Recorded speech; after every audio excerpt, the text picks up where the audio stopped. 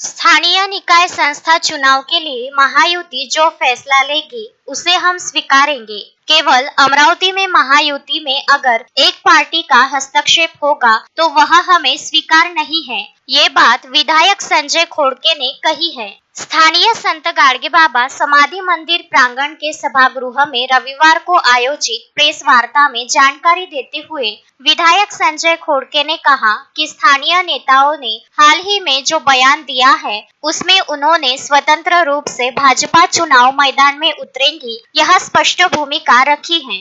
रविवार को राष्ट्रवादी कांग्रेस पार्टी अजित पवार गट के शहराध्यक्ष प्रशांत डवरे के नेतृत्व में शहर कार्यकारिणी की घोषणा की गई है, जिसमें भोजराज काले, जितेंद्र सिंह ठाकुर, रतन डेंडुले, भूषण बंसोड़, सपना ठाकुर, मनीष बजाज, जयश्री मौर्य को उपाध्यक्ष तथा अविनाश मार्डीकर, एडवोकेट किशोर शेलके, प्राध्यापक सनाउल्लाह खान को शहर प्रवक्ता के रूप में नियुक्त किया गया है। इसके अलावा 32 उपाध्यक्ष, 57 सचिव, 38 संगठन सचिव, 62 महासचिव व 10 सदस्य वाली जम्बो शहर कार्यकारिणी की घोषणा की गई है।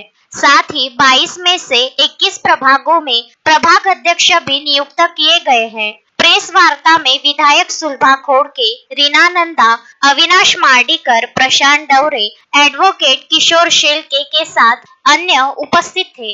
शहराचा अध्यक्ष म्हणून नियुक्ती झाल्यानंतर बरेच दिवस कार्यकर्ते आणि पदाधिकाऱ्यांची नेमणूक झाल्यानंतर त्याचा पदग्रहण समारंभ आणि एक आढावा बैठक आयोजित केली होती आणि आता आपल्या प्रेस कॉन्फरन्स नंतर आम्ही या पदग्रहण समारंभाचं करणार आहोत। आजची प्रेस बोलवण्याचा उद्देश एवढाच होता की आम्ही आमची जी कार्यकारिणी आहे ती कार्यकारिणी डिक्लेअर करणे आणि त्यानंतरच्या पुढच्या काळामध्ये आपली महानगरपालिकेच्या संदर्भातील काय रणनीती राहील याचं सर्वांना मार्गदर्शन करणे।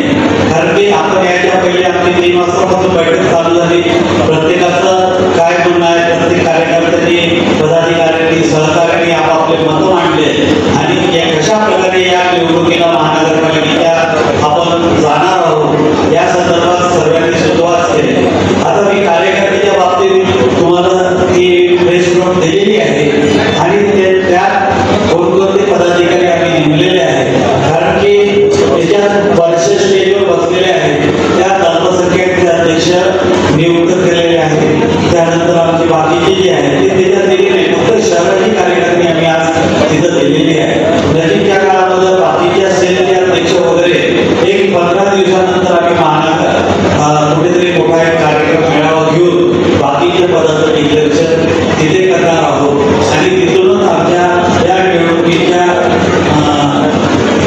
संदर्भात जे काही भूमिका राहील ती आपल्यासमोर मांडणार आहोत। आज आपण सर्वजण आलात त्याबद्दल आपलं सर्वांचा आभार। तुम्हाला आम्ही जी कार्यकारिणी दिलेली आहे ती आपण आपल्या माध्यमामध्ये त्याला चांगली प्रसिद्धी द्यावी विनंती करतो आणि आपल्याला काय जे प्रश्न असतील ते प्रश्न आपण आपल्या प्रश्नोत्तराने विचारावे। समाचार संकलन अशोकभाई जोशी।